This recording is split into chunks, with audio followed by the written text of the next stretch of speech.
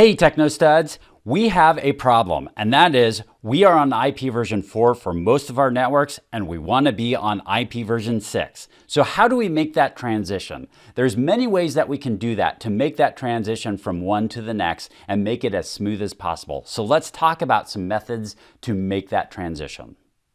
In this video, we're going to talk about 3 ways that we can start using IP version 6 on our networks, even though that not everyone out there in the world is using IP version 6 at this point. And so those 3 different ways, we're going to talk about dual stack and allowing us to use both IP version 4 and IP version 6 at the same time. We'll talk about translating from one of those versions to the other version, and then we'll talk about tunneling and how we can use tunneling to help us through this transition.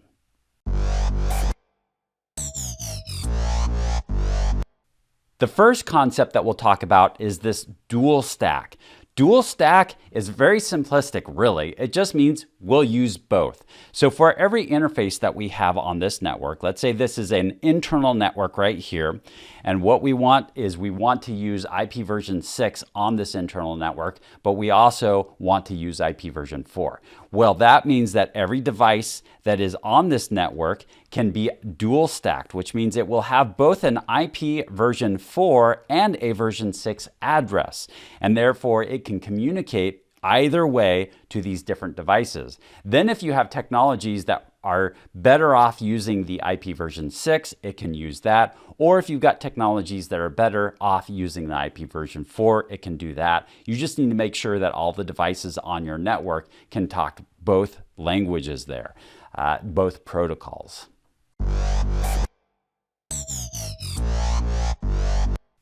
Another thing that we can do is we can use translations on our networks in order to be able to facilitate using IP version 6. So once again, let's say this is our local company right here that we're managing, and the outside world still is using IP version 4, but internally we would like to use IP version 6. So we are going to set up all of our devices here on this network and use IP version 6.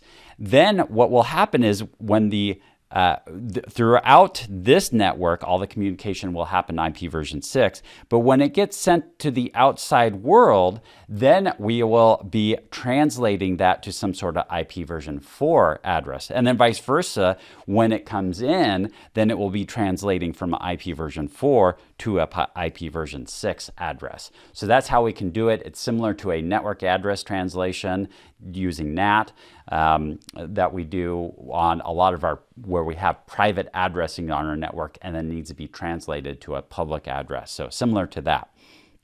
Now, what could happen actually for a lot of these companies is just the opposite, is rather than using internally, we have IP version 4, there's probably going to be a lot of our technologies that are still stuck on IP version 4 and we're not switching, and the outside, our ISP is requiring IP version 6. So in a lot of our scenarios, it's probably going to be exactly the opposite. The requirement is of the ISP to use IP version 6, and so it translates from this IP version 4 address to IP version 6 as it's leaving the router.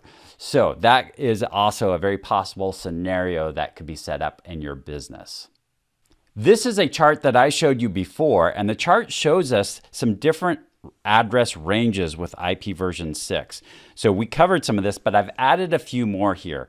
I've added some of the addresses that get translated here, and we can see that these ranges right here are dedicated for that transition. And so we can do that address translation from one network to another. So just know that there's some specific ranges that are already set aside to do exactly that.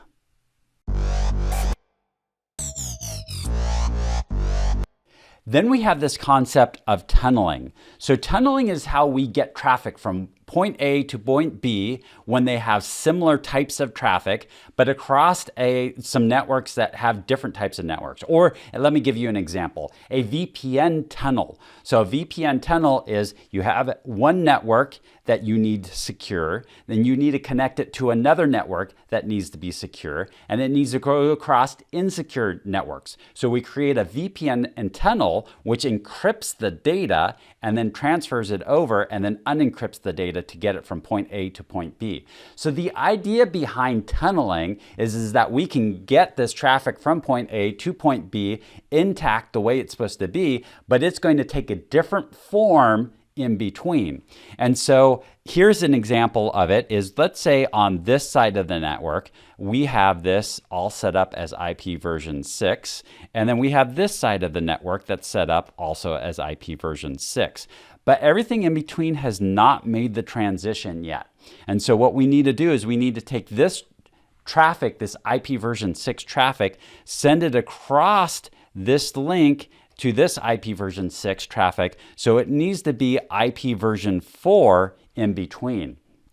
We do this by encapsulating the IP version 6 packets with IP version 4 packets. So we take that IP version 6, we add IP version 4 headers to it, and then we send it across, and then it gets unpacked on the other side and then sent into this network on the other side. So that's the difference that's tunneling and how we get the information in there. Sometimes we see, even though it's traversing this network right here, we view it as being a tunnel that goes from one location to the next, and that's where and the things get tunneled across here. Now, in this example right here, once again, we probably would more likely see the reverse. So, and what I mean by that is the IP version 4 would be on each side here, because we're going to have a lot of technologies that are still stuck on using the IP version 4 that's on our computers, and it needs to be translated to IP version 6, or I shouldn't say translated, it needs to be tunneled across the IP version 6,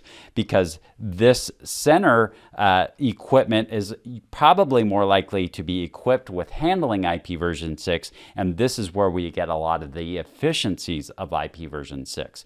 So this would be also the scenario here of IP version 4 on each side, and we need to tunnel through the IP version 6 networks right here.